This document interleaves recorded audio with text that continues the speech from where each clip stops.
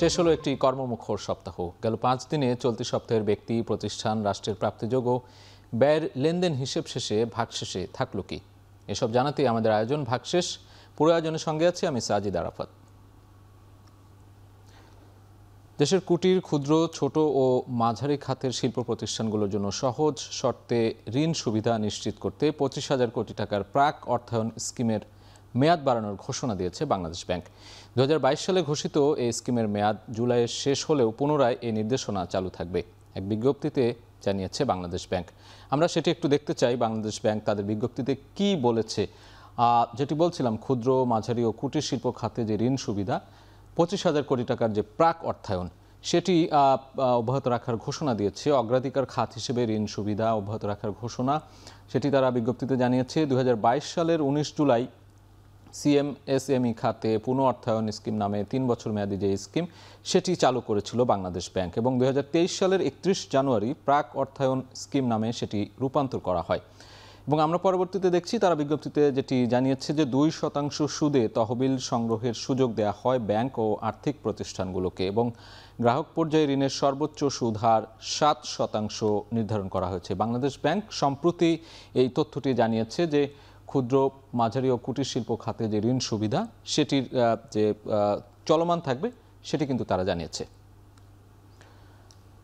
কৃষকদের আবাসন খাতে ঋণ প্রদানের জন্য কৃষক আবাসন ঋণ কর্মসূচি চালু করছে Bangladesh house building finance corporation. জীবনযাত্রার মান উন্নয়নে মৌলিক চাহিদার অন্যতম আবাসন ব্যবস্থা করার জন্য এই কার্যক্রম চালু হতে যাচ্ছে। আমরা এক নজরে দেখে আসতে চাই যে কৃষকরা কী ধরনের লোন পাবেন, অর্থাৎ যাদের জন্য যে ঋণ কর্মসূচি আবাসন ঋণ, সেটির পরিমাণ আমরা দেখতে চাই। এখানে আমরা দেখছি বিভিন্ন মেয়াদ দেয়া আছে, সেই মেয়াদ অনুযায়ী প্রতি লাখে কিস্তির পরিমাণ আছে। আমরা দেখছি 5 বছর মেয়াদি কোনো আবাসন ঋণ যদি কেউ নিয়ে থাকেন, তাহলে তাকে কিস্তির পরিমাণ পরিশোধ করতে হবে 1,981 টাকা এবং 10 বছর মেয়াদি যে ঋণ সেখানে কিন্তু পরিশোধ করতে হবে প্রতি লাখে 1,162 টাকা। পরবর্তীতে আমরা দেখছি 15 বছর মেয়াদি যে ঋণ কর্মসূচি, সেটিতে প্রতি লাখে পরিশোধ করতে হবে 899 টাকা এবং পরবর্তীতে রয়েছে 776 টাকা, যেটি 20 বছর মেয়াদি যে ঋণ কর্মসূচি সেখানে আমরা দেখতে পাচ্ছি এবং 25 বছর মেয়াদি যেটি, সেখানে কৃষক যে আবাসন ঋণ নেবেন সেখানে পরিশোধ করতে হবে প্রতি লাখে কিস্তি 707 টাকা। হাউস বিল্ডিং ফাইন্যান্স কর্পোরেশন সম্প্রতি এটি ঘোষণা করেছে এবং পরবর্তীতে আমরা আরও কিছু তথ্য জেনে নিতে চাই যে ঋণ পাওয়ার যোগ্যতা থাকতে হবে, অর্থাৎ এই যে কৃষকদের যে আবাসিক যে ঋণ কর্মসূচি চালু করছে সেটির জন্য কিন্তু বেশ কিছু শর্ত রয়েছে, যোগ্যতা থাকতে হবে, সেটি আমরা একটু দেখে আসতে চাই। তারা উল্লেখ করেছে যে সুদের হার 7%, যেটি আমরা দেখছিলাম যে কিস্তি অনুযায়ী পরিশোধ করার যে বিষয়, সেখানে সুদের হার 7% এবং যেসব যোগ্যতার কথা বলা হচ্ছে আমরা একটু দেখে নিতে চাই। নিজ নামে বাড়ি নির্মাণের উপযোগী জমি থাকতে হবে, অর্থাৎ এই যে কৃষি ঋণ বা কৃষক যে আবাসন ঋণ পাবেন সেখানে এই বাড়ি নির্মাণের উপযোগী জমি থাকতে হবে এবং ঋণের মাসিক কিস্তি নিয়মিত পরিশোধের সামর্থ্য থাকতে হবে। এটি অন্যতম বড় একটি যোগ্যতা ধরা হচ্ছে, কেননা আমরা একটু আগে দেখলাম যে কিস্তি নিয়মিত কী পরিমাণ পরিশোধ করতে হবে, সেই পরিশোধের সামর্থ্য কিন্তু থাকতে হবে এবং দেউলিয়া ঘোষিত ব্যক্তি ঋণ প্রাপ্তির অযোগ্য বলে বিবেচিত হবেন এবং আবেদনকারীর যে কোনো তফসিলি ব্যাংকে সঞ্চয়ী হিসাব থাকতে হবে, আমরা পরবর্তীতে দেখছি। এবং বয়সসীমা উল্লেখ করা হয়েছে, বয়সসীমা 18 হতে হবে, অর্থাৎ প্রাপ্তবয়স্ক হতে হবে এবং 65 বছরের বেশি হলে উপযুক্ত জামিনদার নিয়োগ করতে হবে। Bangladesh house building finance corporation যে ঋণ পাওয়ার যোগ্যতা নির্ধারণ করেছে সেটি আমরা দেখানোর চেষ্টা করছি।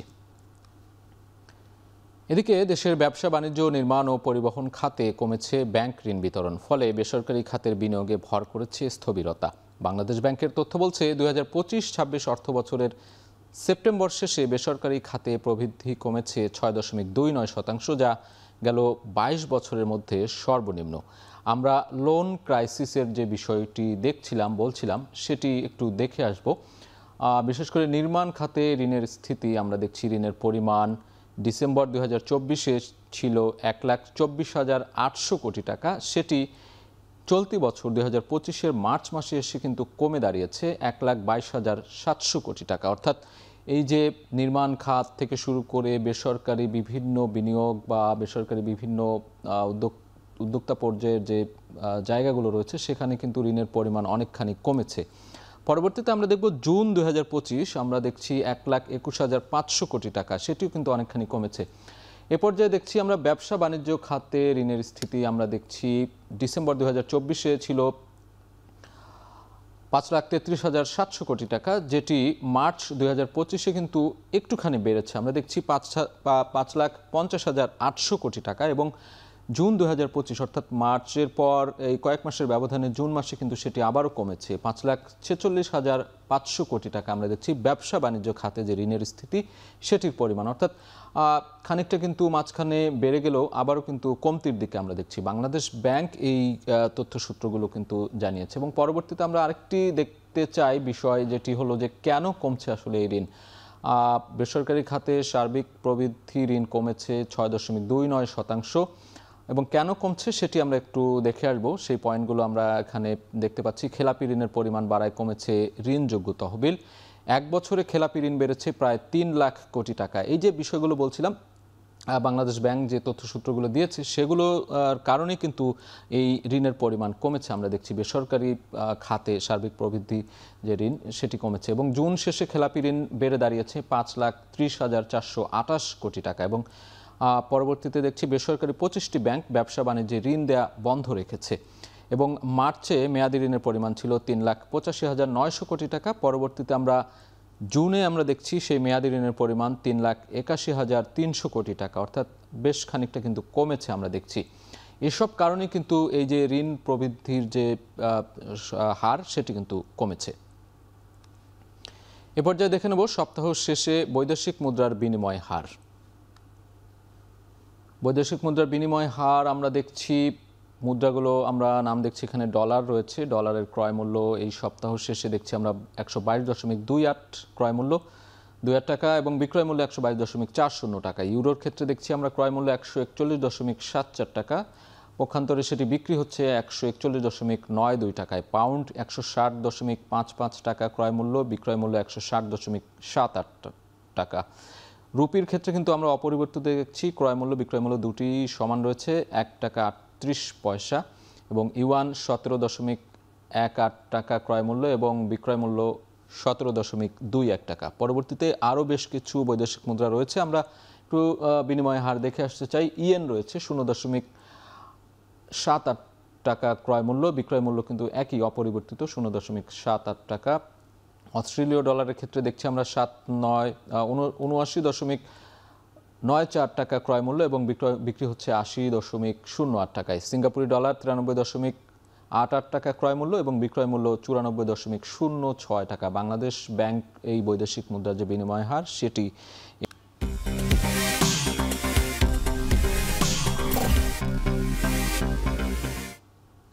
চলতি সপ্তাহের শেষ কার্যদিবসে ঢাকা স্টক এক্সচেঞ্জে ডিএসইএক্স সূচক আগের দিনের চেয়ে কমেছে 122 পয়েন্ট। লেনদেন হয়েছে 383 কোটি 35 লাখ টাকা, যা আগের দিনের চেয়ে বেড়েছে 93 কোটি 20 লাখ টাকা। আমরা একটু দেখে নেব এই সপ্তাহের ঢাকা স্টক এক্সচেঞ্জের যে চিত্র, সেই চিত্র। সূচক ও লেনদেনের পরিমাণ আমরা দেখছি ডিএসইএক্স 4,702 পয়েন্ট এবং যেটি বলছিলাম পয়েন্ট কমেছে এই সপ্তাহ শেষে 122.64 পয়েন্ট। লেনদেন হয়েছে 383 কোটি 35 লাখ টাকা এবং লেনদেন কিন্তু বেড়েছে। আজকে আমরা দেখছি 93 কোটি টাকা লেনদেন বেড়েছে এবং দর পরিবর্তনের যে বিষয়টি সেটি দেখছি 15টি কোম্পানির শেয়ারের দর বেড়েছে, 352টি কোম্পানির দর কমেছে এবং অপরিবর্তিত রয়েছে 17টি কোম্পানির দর।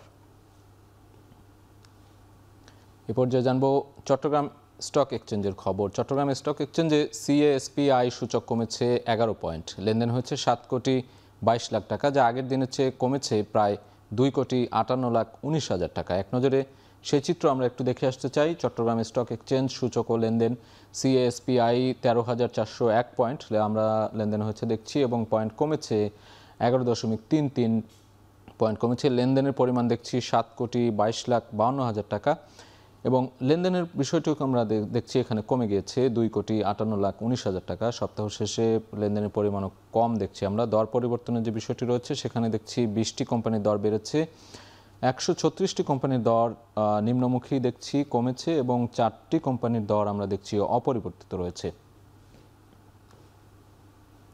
এ পর্যায়ে ঢাকা পুঁজিবাজারের সার্বিক সূচক কমেছে 265 পয়েন্ট। সপ্তাহ শেষে মূলধন কমেছে 12,000 কোটি টাকার বেশি। সপ্তাহ শেষে আমরা পুরো চালচিত্র কেমন ছিল ঢাকা স্টক এক্সচেঞ্জের সেটি একটু দেখে আসতে চাই। সপ্তাহের শুরুতে 9 নভেম্বর 4,899 ডিএসইএক্স সূচক ছিল। সূচক পরিবর্তনের হার আমরা দেখছি 68 পয়েন্ট কমেছিল। লেনদেন আমরা দেখছি 402 কোটি 2 লাখ। বাজার মূলধন ছিল 6,85,000 কোটি টাকা।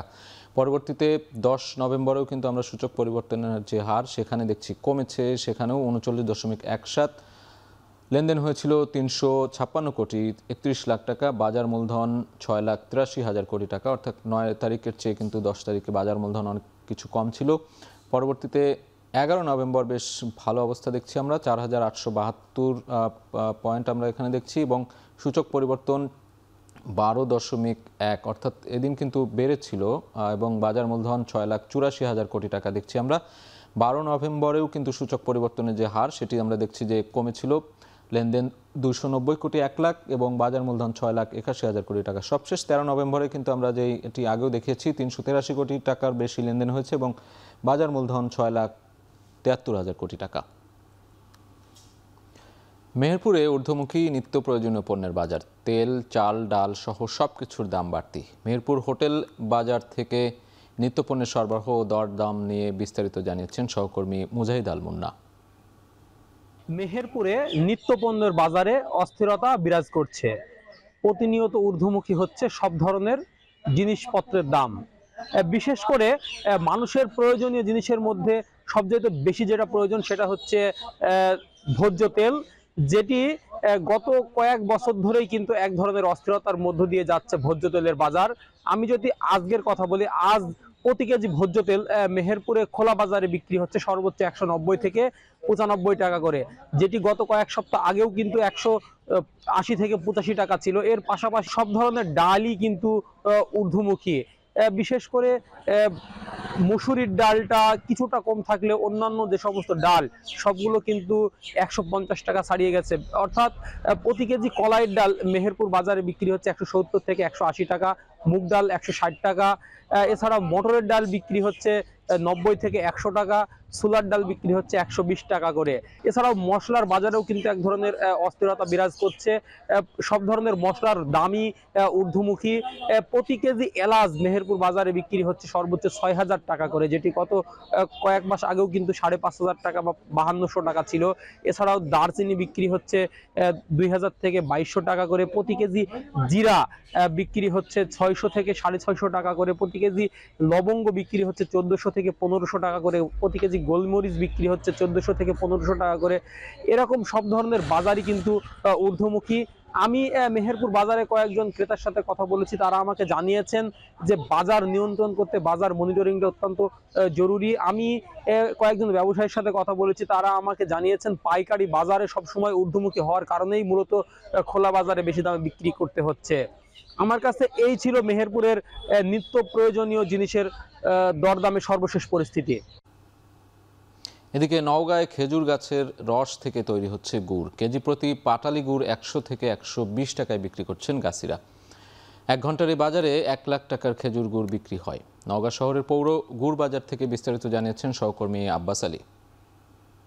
উত্তরের জেলা নওগাঁয় শীতের আমেজ বইতে শুরু করেছে। আর শীতের সময় গাছেরা খেজুর গাছ থেকে রস সংগ্রহ করে গুড় এবং লালি তৈরি করেন। আর এই শীতের মৌসুমে গুড় এবং লালির ব্যাপক চাহিদা রয়েছে, এই কারণে যে শীত মৌসুমে বিভিন্ন পিঠাপুলিতে এইসব গুড় এবং লালি ব্যবহার করে পিঠার স্বাদ এক অন্যরকম বাড়িয়ে দেয়, যার কারণে গুড় এবং লালির ব্যাপক চাহিদা রয়েছে। যেহেতু এখন শীত মৌসুম চলছে আর এই খেজুর গাছ থেকে রস সংগ্রহ করে গাছেরা গুড় তৈরি করে, সেই সব গুড় এবং লালি এই নওগাঁ পৌর পাইকারি আড়তে বিক্রি করার জন্য নিয়ে এসেছেন। এখানে সকাল 7:30টার পরে গুড়ের আড়তটি জমে ওঠে এবং বেচা কেনা হয় প্রায় 8:30 পর্যন্ত, অর্থাৎ প্রায় 1 ঘন্টা এই গুড়ের বাজার চলে। আজ এখানে যেসব গুড় নিয়ে আসা হয়েছে এইসব পাটালি গুড় এবং প্রতি কেজি এখানে বিক্রি হচ্ছে 100 টাকা থেকে 120 টাকা পর্যন্ত। গাছিরা বলছেন যেহেতু এখন শীতের পরিমাণ কিছু কম রয়েছে এবং রস সংগ্রহ কম হচ্ছে, যার কারণে গুড়ের উৎপাদন কিছুটা কম রয়েছে। তবে দিন যত যাবে এবং রস সংগ্রহের পরিমাণ বাড়বে এবং গুড়ের উৎপাদন তত বাড়বে বলে জানিয়েছেন গাছিরা। এবং গাছিরা বলছেন যে আগামী প্রায় ফেব্রুয়ারি মাস পর্যন্ত তারা রস উৎপাদন করবেন এবং প্রতিজন গাছি যারা রয়েছেন তারা খরচ বাদ দিয়ে প্রায় 1.5 থেকে 2 লাখ টাকা পর্যন্ত তারা গুড় উৎপাদন করবেন এবং তা দিয়ে তারা সারা বছর জীবন জীবিকা চালাবেন বলে জানিয়েছেন। আর এখানে যে পরিমাণ গুড়ের সরবরাহ হয়েছে টাকার অঙ্কে যদি বলা যায় যে প্রায় 1 লাখ টাকার মতো গুড় এখানে বিক্রি হবে বলে জানিয়েছেন এখানকার আড়তদার। তো এই ছিল আমার কাছে খেজুর গুড় নিয়ে দরদাম এবং সবশেষ।